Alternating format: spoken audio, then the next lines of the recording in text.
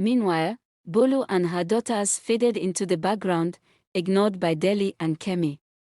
The wound in Bolu's heart grew deeper seeing the preferential treatment Tomi received. But she carried on, silently raising her daughters and managing the household. Once upon a time, there lived a prosperous farmer named Dele in a small village. Dele owned vast acres of farmland where he grew yams, cassava, maize, and kept livestock like goats, sheep and cows. His farm consistently produced bountiful harvest every year. Dele had a beautiful wife named Bolu who took care of their home and raised their two young daughters, Tola and Tolu. Bolu and the girls brought Dele so much joy. He loved telling them stories and playing games with his daughters in the evening after long days working on the farm. However, Dele's mother Kemi was not fond of Bolu and the girls. She lived with Dele's family and constantly complained to Dele that he needed a male heir to carry on the family name and inherit the farm. As the only child of his parents, Dele was under intense pressure from Kemi to have a son. Kemi berated and insulted Bolu, telling her she was useless for bearing only female children. Poor Bolu tolerated the abuse from her mother-in-law, believing it would reflect badly on her husband if she fought back or complained. The joyful home was now filled with tension. Kemi demanded that Dele get a second wife who could bear him a son. Dele hesitated, since he loved Bolu and his daughters deeply, but the pressure from Kemi mounted daily. One evening after a hearty meal, Bolu gently suggested to Dele that he consider taking a second wife. Since Bolu was older now and unlikely to conceive again, she proposed finding a young woman in their village who could produce a male heir. Dele was shocked that Bolu would make this suggestion, but she assured him it was the only way to regain harmony in their home and get Kemi to stop insulting her. After much careful thoughts, Dele agreed to take a second wife. Her name is Tomi, a lovely, young woman who came from a respectable family. Tomi moved into the family compound and 2 months after, she became pregnant. Kemi was overjoyed and doted on Tomi and hoped for a grandson. Tomi enjoyed the doting attention, specially prepared meals, soft bedding and light chores during her pregnancy. Meanwhile, Bolu and her daughters faded into the background, ignored by Dele and Kemi. The wound in Bolu's heart grew deeper seeing the preferential treatment Tomi received. But she carried on, silently raising her daughters and managing the household. One morning, a sharp cry pierced the air from Tomi's quarters. Her labor pains had started. Young Tola went to fetch the village midwife Mama Femi, an experienced woman revered for safely delivering hundreds of babies over decades. After hours of Tomi's stifled moans and the midwife's encouragement, finally the lusty wails of a newborn baby could be heard. "It's a bouncing baby boy." Loud cheers erupted in the family compound. Dele finally had a precious son. Kemi wept for joy and proclaimed they must have a grand naming ceremony for her grandson.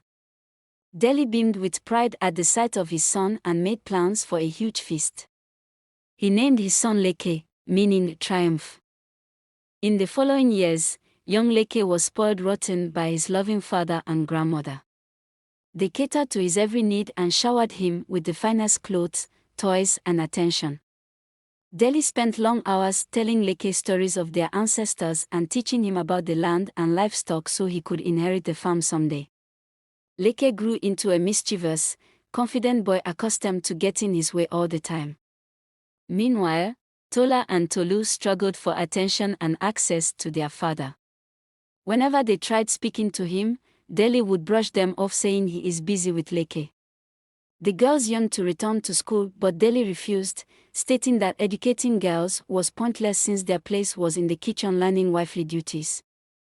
Bolu was heartbroken seeing her bright daughters denied education and affection from their father.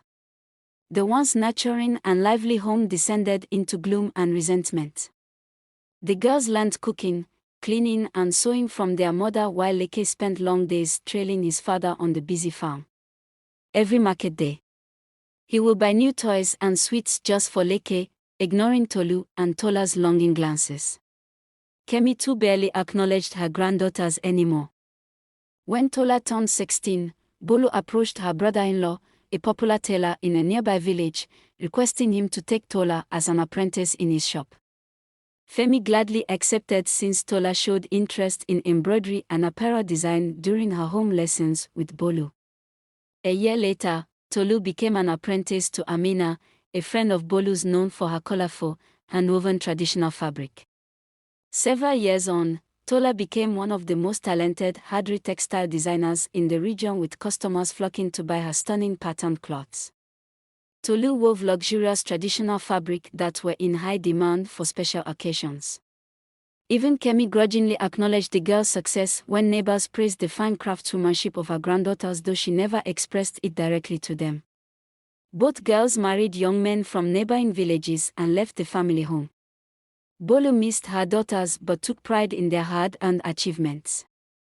Back home, Dele focused all his energy and resources only on Leke, the son he believed would take care of him in old age and carry on his name for generations. Leke grew into an arrogant, undisciplined young man accustomed to being the center of his father's universe. At 20 years old, Dele handed over running the farm and business to Leke. The father trusted his only son would build on his legacy and expand the farm. But Leke had other ideas. Since he was in charge, Leke sold some bordering lands and pocketed the profits to spend lavishly courting 3 young women from neighboring villages. He spent long days chilling with friends, neglecting duties on the farm. Output plummeted, but Dele looked away, unwilling to criticize his only son. Leke paid little attention to his parents' basic needs as his father aged. The family fortune dwindled due to Leke's neglect, mismanagement, and embezzlement. Kemi bitterly regretted coddling and spoiling her grandson rotten, realizing too late she had created an irresponsible, selfish man instead of a caring family heir.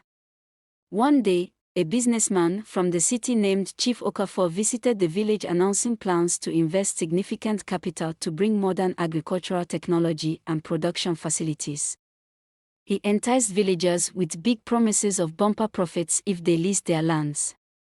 Excited to multiply his remaining wealth, Leke eagerly signed a 30-year lease for his father's farm without consulting his parents. Several months later, Chief Okafor scammed Leke, claiming he bought the land from Leke and paid in cash.